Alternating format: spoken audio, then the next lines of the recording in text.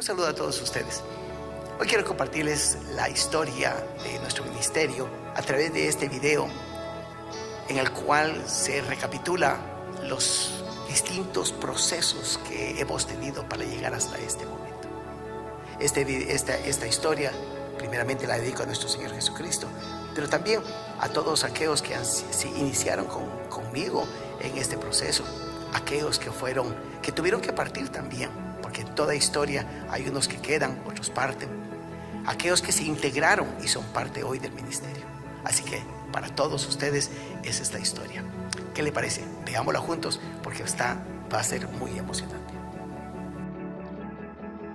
Ahora, yo realmente que cuando empezamos, yo no quería empezar, honestamente yo así no quería. Pero realmente no quería, no porque no me gustaba servir a la Señora. Para mí servir a la Señora es lo más emocionante. Creo que es una de las aventuras más gloriosas que uno puede tener, no importando dónde. Pero una de las razones por las cuales tenía mi temor era que voy a predicar. Yo me recuerdo, pensaba, es que predicar un domingo es una cosa, pero es que ya predicar domingo tras domingo, viernes tras viernes, y creo que martes era nuestro servicio.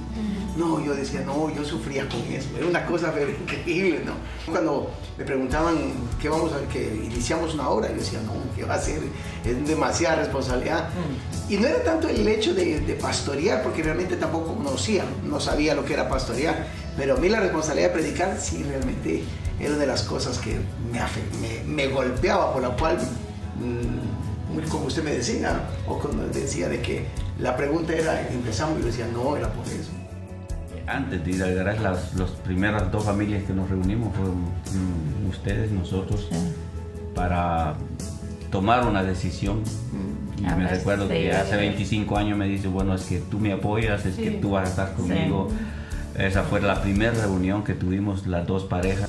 Yo traía una pequeña idea de lo que era ministerio, y yo sí me recuerdo que algunas oportunidades me preguntó qué se hacía como pastor, porque yo traía alguna pequeña experiencia de Guatemala, más sin embargo yo creo que eso colaboró en cierta manera, yo creo, para tomar la decisión que estábamos por cierto, yo creo que fue en la casa de ustedes, tomando una decisión. Y luego que ya los hermanos, como decía hermano Virginia, llamando, qué vamos a hacer, dónde nos reunimos, entonces y ahí se inició antes de ir al garage. Y me acuerdo que Byron le dijo al pastor Raúl, cuando no tenga que predicar, predica vos, ¿ah? Lo dijo en broma, pero se lo dijo. Yo creo que es bueno el tener temor. Haya temor en nosotros, le vamos a dar siempre la gloria al Señor. Pero cuando nosotros ya no hay temor, entonces nosotros pensamos que nosotros sí podemos hacerlo, ¿verdad? Que somos autosuficientes. Pero yo pienso que es de halagar eso, el que un siervo sienta temor de estar al frente dirigiendo a un pueblo. ¿Qué se recuerda del garaje? Yo iba a participar en eso ahorita, recordándome del garage. Yo me acuerdo que el garage se llenaba. Sí, era grande. Yo me acuerdo que por lo menos había unas 30 personas, por lo menos, aparte los niños. Y no sé si se acuerdan, una vez que estabas tú predicando ya y los niños bajaron de las gradas y uno de ellos se cayó, ¿no se acuerdan de eso? Y alguien dijo, así en broma, dijo, bueno, se cayó el niño, pero eso es seña de que esta iglesia no va a caber la gente. Eso es seña de que no va a caber la gente. Y de ahí fue que empezamos a profetizar de que la iglesia iba a ser grande, que iba a ser grande, que iba a ser grande, y el Señor empezó a darnos palabras proféticas. Yo dije, Dios está hablando en serio con nosotros. Y precisamente lo que usted está hablando ahorita, de que éramos muy jóvenes, yo dije, pero hay gente más capacitada para que levante la iglesia. Yo pensaba en el pastor Raúl, porque él mencionaba y nos contaba su experiencia que había tenido. Entonces yo decía, ¿por qué nosotros, tan jóvenes, tan llenos de temores? Pero sí, cuando ya el Señor habló esa palabra profética ahí en el garage, a mí me dio una confianza. Fue como que Dios me haya dicho, no te preocupes, todo va a estar bien. No te preocupes, camina porque todo va a ir bien. Y pude sentir esa confianza que yo como esposa de él sabía que él lo iba a hacer. Yo sabía, en mi espíritu tenía la convicción de que él lo iba a lograr hacer. Amén. Así que jamás le pregunté cómo lo vas a hacer, dónde lo vas a hacer, nada. Yo iba así como agarrada de la mano con él, apoyándolo. Si bien es cierto, como él dice, sentía un poco de temor, pero con todo y eso nos infundía aliento a nosotros los que estábamos ahí, ¿sí? Y yo podía ver en usted que usted creía a lo que Dios le había llamado, porque usted lo dijo. Yo no recuerdo si fue después de la profecía que recibió o antes, pero yo recuerdo muy bien cuando usted dijo, si el Señor nos ha mandado a hacer esta obra, la vamos a hacer. Pero yo creo que no es una obra pequeña, dijo usted. Yo creo que el Señor nos lleva a grandes cosas. Por lo tanto, tenemos que salir de este lugar y busquemos un local grande, porque estoy seguro que el Señor va a hacer una gran obra. ¿Ahí se recuerda la profecía? Personalmente yo recuerdo, apóstol, ese día yo tenía 12 años. Entonces para mí, o sea, una niña, para mí lo impresionante cuando pienso en ese momento es de que la unción que había ese día, la unción que había en ese lugar, la presencia de Dios era algo tan fuerte. Yo recuerdo estar ahí y probablemente no estaba más expectando que viviendo probablemente lo que los adultos estaban viviendo.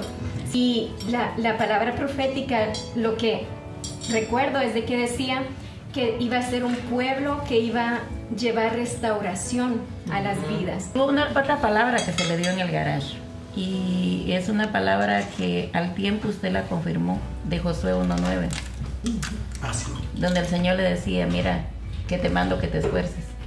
Y en ese tiempo que se le dio esa profecía, usted trajo a memoria que anteriormente ya le habían dado esa profecía. Entonces ahí dijo usted, no puedo hacerme atrás, porque creo que el Señor está marcando demasiado ya el tiempo. Y fue precioso esos momentos de esas profecías, porque fueron las que empezaron a refrescar aún el llamado que Dios le había dado, ya creo que en Guatemala. Josué 1:9 a mí me lo dieron el día que me convertí. Exactamente. O más bien, no el día que me convertí, yo me convertí viernes, y 2 domingos después, quien me llevó a Cristo me regaló una Biblia. Y en la Biblia él me puso Josué 1:9. Sí. Y ahí se quedó marcado. Y donde quiera que voy me recuerdan el mismo versículo. Siempre, siempre. Y por esa palabra, porque este amigo, sin saberlo, estaba profetizando el llamado. Exactamente. A los 2 fines de semana de haberme convertido. Parecía un inicio del ministerio atípico, donde era como si se buscaban razones para no serlo, iniciando por el líder, y como que entonces era buscar una razón del por qué no serlo, pero al mismo tiempo como que algo inexplicable atraía al grupo. Tenía que estar juntos para buscar del Señor y hacer algo que Él nos encomendaba, pero era como inexplicable, o sea, era algo no tangible. Creo que han pasado estos años y ahora entendemos el llamado, la gracia, la unción del Señor ya presente, pero no lográbamos. No lo entendía. Yo recuerdo los sábados en la noche, mi papá y mi mamá se vivían, creo que allá por Plamondón. Sí, La calle. Entonces, no todos, pero muchos sábados era de ir a casa de ustedes a orar, a interceder hasta las 12 de la noche. A veces yo recuerdo Jeremy, Bernie dormidos, yo terminaba dormida también. Y siempre, esto es lo bonito que personalmente yo siempre he admirado, de que ha estado esa búsqueda constante. Y me recordé de esa parte cuando el apóstol empezó a hacer las oraciones a las 5 de la mañana. Yo dije, ok, ahora las está haciendo a las 5 de la mañana, pero esta búsqueda no ha empezado ahora, sino que desde mucho antes, sí. Realmente, si me voy a aquel tiempo, el más incrédulo en el momento en cuanto a las finanzas era yo. Porque no conocía los conceptos. En aquellos años lo que conocía era la salvación, el principio de la gracia, en cuanto a salvación, pero no en la plenitud de la vida. Realmente desconocía lo que es la vida sobreabundante de Cristo. Yo principalmente estaba lleno de parámetros que no me permitían creer más allá. Creía que la obra era así, de ir luchándola y peleándola y sufriéndola, pero el problema estaba más que todo en mí. Pero yo era el que tenía la mayor parte del problema con la economía, porque yo no creía a cabalidad cuán poderoso es Dios para poder convertir panes y peces y darle comer a la multitud. La escritura siempre ha estado ahí. Pero la realidad es que yo lo leía o en aquel entonces, como había sido enseñado, que era una bella historia, que hablaba cuán poderoso era Dios, pero nunca se me había modelado. A mí no se me había modelado que Dios era capaz de hacer todo eso. Que obviamente con el tiempo, pues Dios lo lleva a uno en la misma necesidad para hacerle ver que Él es capaz de hacerlo. Pero ahí es donde Dios va rompiéndole las barreras a uno de la incredulidad. Y tenía la mentalidad del retazo. Porque una de las cosas que a mí me marcó mucho fue, o que me ha marcado en el ministerio mucho, es que he aprendido a hacer muchas cosas. Entonces he aprendido que de un pedazo de algo podemos hacer algo. Entonces no pienso en que Dios es capaz de darme algo completamente hecho, sino que pensaba en yo lo voy a hacer, como las famosas bocinas, ¿no? Que uno fuimos a comprar una rocola de esas ¿cómo se llama? De bar, ¿no? Que es de disco. Y de eso la desarmamos porque teníamos conocimiento de electrónica y empezamos a armar eso. Ahora, si no hubiésemos tenido ese conocimiento y si le hubiéramos creído a Dios que Él nos podía dar algo nuevo, Dios no lo hubiera dado. El problema era nosotros. Realmente fue muy hermosa esa etapa. El reto de irnos a San Lorenzo fue otro. No me recuerdo cuánto pagábamos, pero realmente era lo mejor que tenía. El pastor Oliveira, porque nos concedió su local. Pero fue un reto por el frío, por el pago. Pero el Señor nos hizo pasar prueba ahí en ese. Oh, no. Wow. La fidelidad se mostró ahí realmente. Sí, nosotros las diaconisas con abrigo teníamos que estar para el congelador. Es que ahí era como un cine, ¿no? Sí, finalmente era un cine. Creo Entonces, sí que era. en la parte de arriba, donde están, ajá, en la mezanina, Ahí cuidábamos los niños. ahí me cuidaba. Ahí te cuidaba. En cuanto a la predicación, pues yo recuerdo que en aquellos momentos había más énfasis, tal vez en las iglesias cristianas, en una predicación más estructurada, énfasis en teología y cosas así. Pero la predicación de aquel momento trajo frescura porque fue una predicación sencilla, transparente. O sea, se sentía transparencia en el predicador. Como que no había una barrera entre el predicador y la teología, sino que había una cercanía, y me parece que también había como una alegría en recibir sobre todo enseñanzas familiares o sobre la familia, aspectos prácticos de la vida, y eso como que atrajo mucho el corazón, pues casi tal vez de todos, ¿no? En aquel entonces yo no estaba casado todavía, pero ya me interesaba el tema. Entonces me parece ver eso, dice que había constantemente una enseñanza sobre la familia, la vida práctica de todos los días, y eso trajo como una frescura en esos momentos. En enero del 94 entramos en San Valía. Exacto. ¿Que es donde tú te casaste? Ahí En está. San Valía fue La el primer primer pueblo. boda de la iglesia. Me parece, yo creo.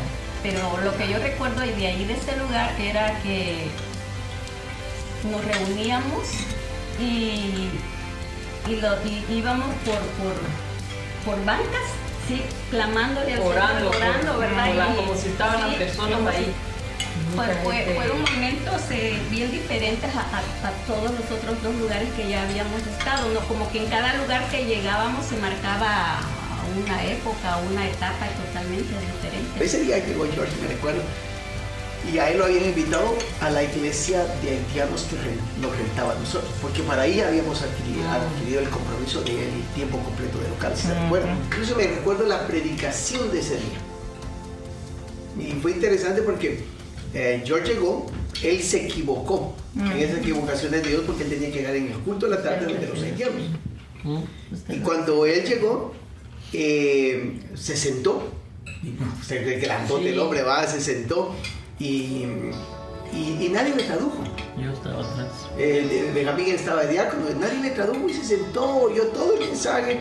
Y yo me recuerdo, fue en Jeremías, y el mensaje era: no puedes falsear tu fe, tienes que tener una fe genuina delante de Dios.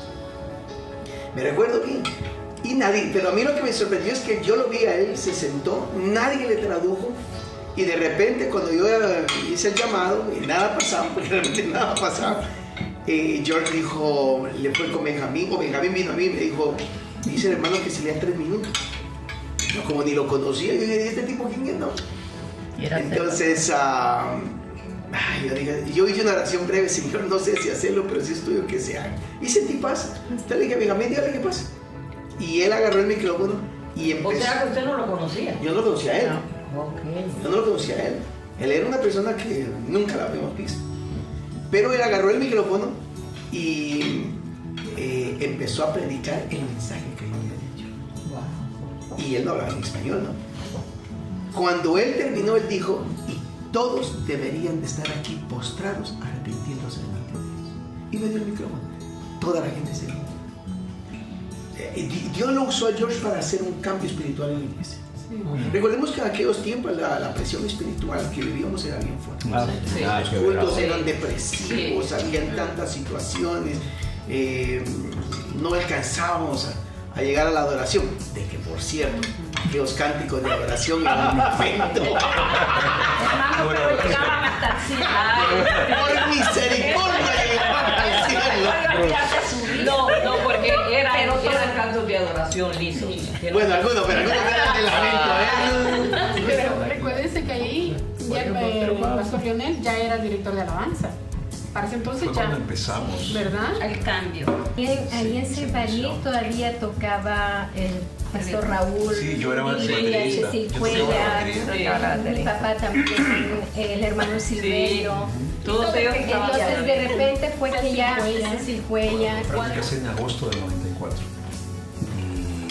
Y fue los primeros meses de matrimonio que, una vez más, no es en búsqueda de hacer algo planificado, sino las necesidades que atraviesa la iglesia nos empujan a, pues, obviamente, 3 jóvenes con más tiempo y con ganas en realidad de aprender algún instrumento, ayudándonos unos a otros, dándonos algunos consejitos supuestamente musicales, pero empieza a haber una diferencia que por el tiempo que se puede invertir, pasábamos muchísimas horas pegándole a los instrumentos y a la vuelta de algunas semanas empiezan a haber ciertos frutos y bueno, pasa después de algunos meses más.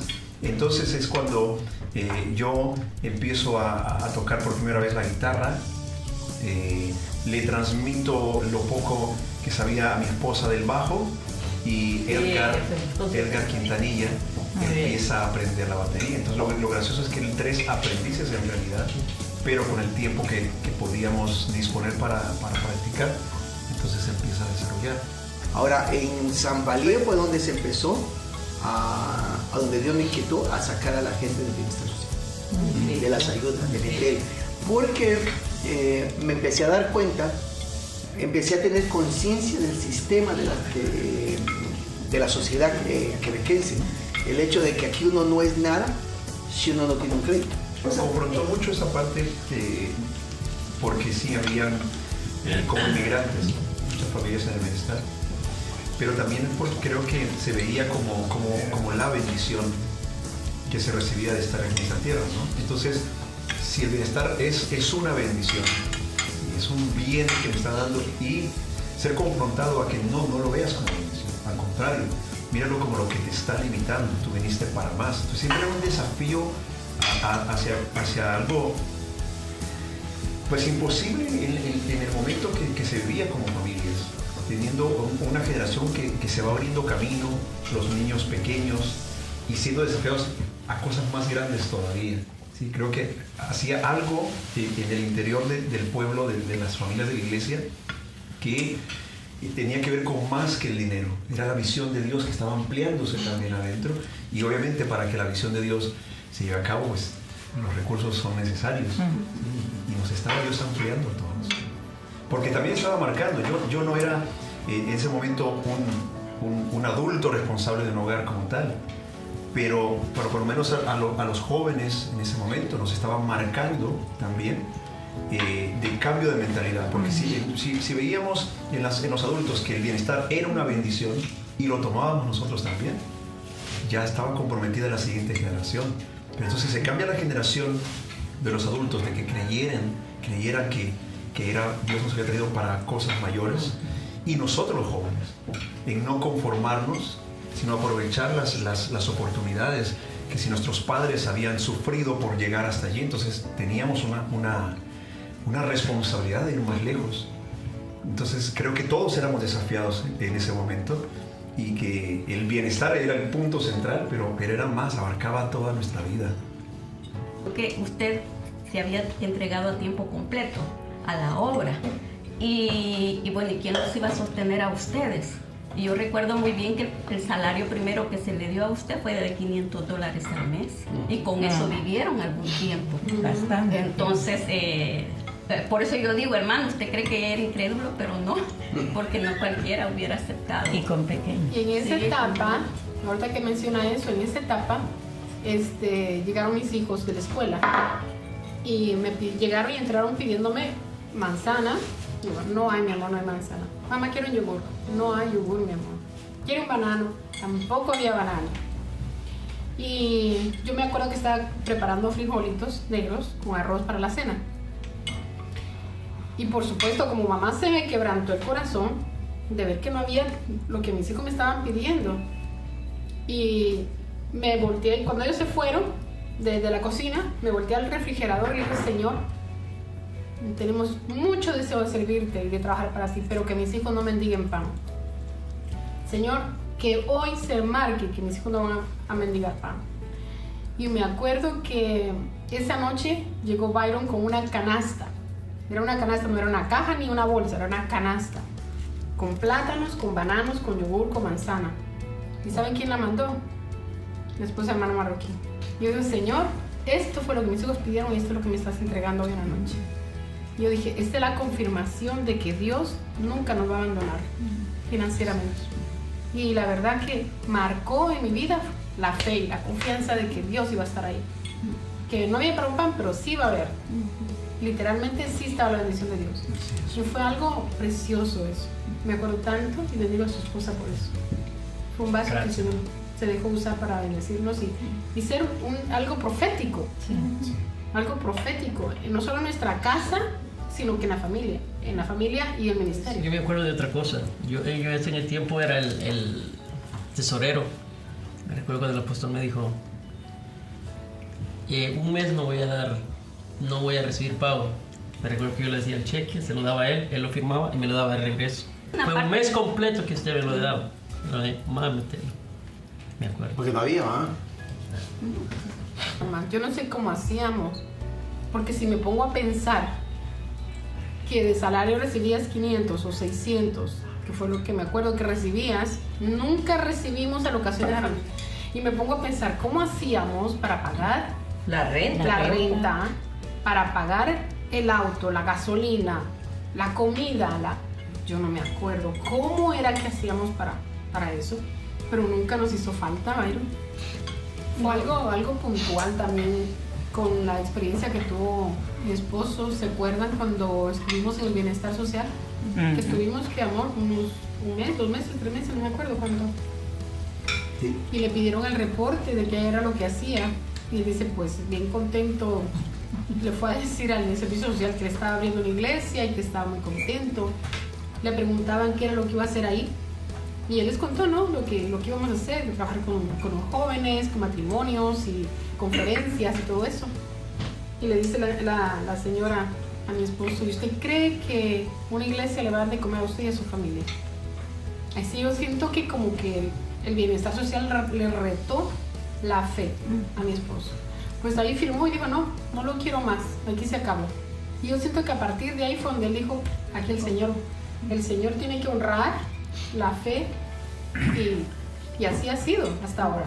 Y es que al traer esa enseñanza, mi hermano, usted no estaba violentando nada, porque la palabra misma nos lo dice, el que no trabaje, que no coma. Entonces no se estaba yendo contra la palabra, por el contrario, la palabra estaba dando la autoridad a usted para que pudiera exhortar al pueblo.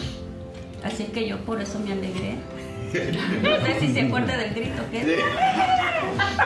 Fueron varios meses, Fueron varios meses, porque realmente una predicación no iba a cambiar nada. O sea, el concepto, que le creemos, seguimos al Señor, que Él es grande, creador de todo, pero Él no me puede sostener y no me puede dar victoria. Es imposible. Eso es lo que hicieron en Somalia. Parece que siempre han cobrado mucha fuerza en momentos de necesidades más palpables. Siempre una fuerza. A veces parecen estar menos a la vanguardia. Se ha sostenido. Sí, porque ahora hablábamos del verglas, de la tempestad cuando hubo. Creo que los grupos familiares fueron el motor principal de cuidar, de bendecir a las personas con alimentos y mantener a las personas activas. El apóstol decide hacer reuniones, de todas maneras cultos, ¿no? Pero nos empezamos a unir por grupos, entramos por pequeños grupos y los grupos familiares creo que fueron la base de eso, ¿no? Nos dividimos en los sectores, teníamos un grupo para el culto, porque teníamos que reunirnos en las oficinas. En la oficina.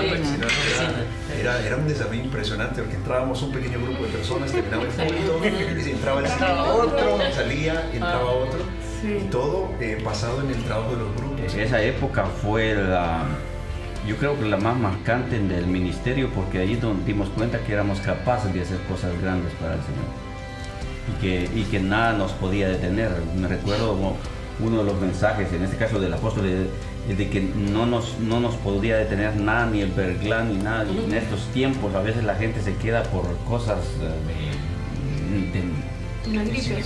insignificantes, más sin embargo como iglesia, si hablamos como iglesia, la iglesia iniciante no nos detuvo nada. Eso me hace recordar siempre en San Valier, no sé si tú te acuerdas, me seguro que sí, que cuando llegábamos, la que estaba paradita esperando que abriera la iglesia era Teresa Mercado. ¿Te acuerdas, amor? Eso iba a recordar. A mí que me dio esa fe y esa convicción fue esencial. Increíble. Porque ella era anciana. Siempre llegaba, incluso llegaba mucho antes que de la mamá de hermana Rina, ¿no? Exactamente. Sí. Con nieve, con tempestad, esa hermana siempre llegaba. Y interesante, siempre me daba una palabra de ánimo. Sí, Había una actitud general de aunque nos cueste, es un privilegio, no queremos faltar de eso. Es más, era como si yo no lo hago, me quitan mi privilegio y me sientan, yo no quiero, yo quiero estar allí. Porque cuando estábamos en la escuela Permarquet, yo personalmente recuerdo, viví de primera mano la experiencia de los jóvenes músicos que durante 2 años estuvimos haciendo viajes 2 veces por semana con los instrumentos y montar y desmontar durante ese tiempo, buscando algunas veces el transporte para poderlo hacer. Pero lo hermoso era la actitud de que pese a que sea difícil o nos tome un esfuerzo extra, eran las ganas de hacerlo, y siempre que parece que en general teníamos la visión de solucionar el problema. ¿Se recuerdan cuando compramos el local también? ¿Qué recuerdas que Y este lugar ni siquiera se buscó. Lo que sucedió, y yo lo recuerdo muy bien, que el hermano contaba que él simplemente se asomó a la ventana porque era la oficina, ¿verdad? Y se dio cuenta pues, que estaba vacío. Sabía el lugar para qué servía antes, se fue a orar antes de comprarlo. Se recuerda que nos reunimos todos para ir a orar. Parecíamos todos como que estábamos empezando el edificio. Pero se recuerdan ese miércoles, algunos se recuerdan el miércoles que citamos a la iglesia para recoger la ofrenda para comprarlo. Que necesitábamos $60,000. ¿Alguno estuvo presente por ahí? Sí. ¿Y qué se recuerdan de ese evento? Que éramos un grupo pequeño, no éramos demasiados. También éramos unos 40, 50 personas máximo. Entonces, ese miércoles, me recuerdo, fue muy impresionante porque la mayor parte de personas que llegaron eran gente que no tenían el poder económico. Madres solteras, gente que todavía no teníamos un salario estable, pero con esa gente se logró conseguir dinero para poder comer. Parte de Santander, creo que fue, es cuando ya se tuvo el reto de que por primera vez como iglesia tenía nuestro primer enviado, ¿no? Que fue ir a Quebec. A pesar que la iglesia tenía ratos de estar, pero no tenía un ministro permanente. Y me recuerdo que días antes, meses antes, yo le había dicho a Raúl y a Leonel, le dije, miren, el día que ustedes se quieran ir, háganmelo saber si Dios se lo estén quitando. Y el primero que dijo, no, ¿qué? Me voy a ir yo, fue Leonel. Le digo, no, yo no estoy pensando irme, ¿qué de ir? ¿No? Lo sorprendente es que de repente, a los meses, X monto de meses, viene y me dice, Dios me está inquietando irme para Quebec, ¿no? Y entonces que nos querés compartir esa experiencia que fue muy particular. Se vuelve a dar ese mismo elemento de lanzarnos más o que nos desafía más de lo que esperamos, porque recuerdo que con la inseguridad de qué hacemos o qué no hacemos, estábamos en Sant André, la oficina, en la parte de arriba, recuerdo perfectamente, en la esquina al fondo, y cuando tenemos la plática con el apóstol le digo, ¿qué piensa usted si viajo una vez al mes a Quebec para ver, ¿no? Para probar? Y él me dijo, no, vete todas las semanas. Que Dios está con nosotros. Y entonces empezamos a viajar desde enero del 2002 hasta junio del 2002, pues, esos primeros 6 meses. Y es la vivencia de todo lo que hemos compartido hoy, ¿sí? Que durante todos esos años era como la base de todas las etapas que habíamos pasado. Entonces definitivamente en la parte emocional no se puede decir con palabras lo que se siente de salir, pero creo que no hay nadie mejor que pueda portar la visión de casa, sino aquel que la ha vivido. Entonces podemos, no es explicada, sino que es vivida, y creo que esa es una bendición que tuvimos, ¿sí? De poder vivir plenamente todos estos momentos de los primeros años. Y esto ha sido para nosotros nuestro monumento conmemorativo. Esas son las piedras que nos recuerdan constantemente cómo el Señor está siempre con nosotros. Hay que seguir para adelante en los desafíos. Y sigue marcado esos primeros años en nosotros todavía allá en Quebec. Estaba perdiendo Dios y te lo trataba con algunos hermanos, el hecho de que nuestra oficina existe por una mujer que le creyó a Dios y trabajó por años en la oficina, que fue la hermana Inela Grande. ¿Se recuerdan? Ahí estaba siempre abriendo la iglesia, atendiendo las llamadas, llevando la agenda. Gente que realmente hoy no está con nosotros, porque todo cambia, ¿no? Pero lo lindo es de que todos hicimos dejar una huella, dejar algo bien particular. Hay gente que está en sus países, otros están en la ciudad, tuvieron que mudarse, o X haya sido lo que sucedió. Yo siempre he creído algo, todos los que pasaron nos ayudaron. Sí. Por poco, por mucho, todos nos ayudaron. Todos hicieron algo, todos invirtieron, todos creyeron, todos pusieron una ofrenda, su tiempo, sus esfuerzos, y realmente algunos ya partieron con el Señor, pero todos los que hoy ya no están, yo quiero agradecerles realmente a través de las cámaras, porque realmente ha sido muy importante dentro de nosotros. Y a todos los que están, porque realmente ustedes son representantes de los muchos que todavía están, que nos han acompañado durante 25 años. ¿Algunas palabras finales de alguno de ustedes? Solamente quiero hacer la remarca, gracias a Dios y a sus vidas.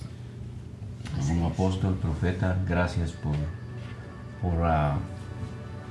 llevarnos hasta donde estamos, porque verdaderamente estamos a donde estamos porque, claro, Dios es grande, pero si no hay un líder que nos enseñe y nos guíe, entonces quiero hacerlo de una manera pública. Gracias a ustedes por todo lo que, su entrega, su tiempo, su amor, su todo, porque ustedes lo han entregado todo. Yo creo que merecen ser honrados. Así es. Por no solo un día, no solo hoy, sino siempre ser honrados, ser respetados, y admirarlos por la determinación que hubo desde un inicio. Y en lo personal yo he sido un hombre muy bendecido por el ejemplo, por el carácter que se me ha labrado, y por lo que soy ahora gracias a ti, especialmente como varón. Y mi esposa y yo estamos más que agradecidos por sus vidas, y esperamos seguirles siendo fieles como hemos sido estos 25 años. Porque eso es lo que ha remarcado en estos 25 años, el serles fieles a ustedes y honrarles y respetarles. Esperamos en el Señor que siempre nos dé ese mismo deseo, ese mismo espíritu para seguirles honrando y bendiciendo de una u de otra manera. Gracias a ustedes. Sí. En primer lugar, apóstol Byron, profeta Amanda, nosotros como líderes, como amigos, compartir con ustedes todos estos momentos es indescriptible con palabras. Y también a cada uno de los compañeros alrededor de la mesa, con una sola frase espero expresar lo que tantas experiencias y palabras pudiesen decir. Sencillamente es gracias por 25 años. Es un cuarto del siglo. Es un tiempo prolongado y ha sido un placer vivirlo con ustedes. Y seguramente también creo las palabras del apóstol que ahora nos dice, los próximos días, los próximos 25, seguramente será triple y más de lo que se pagará.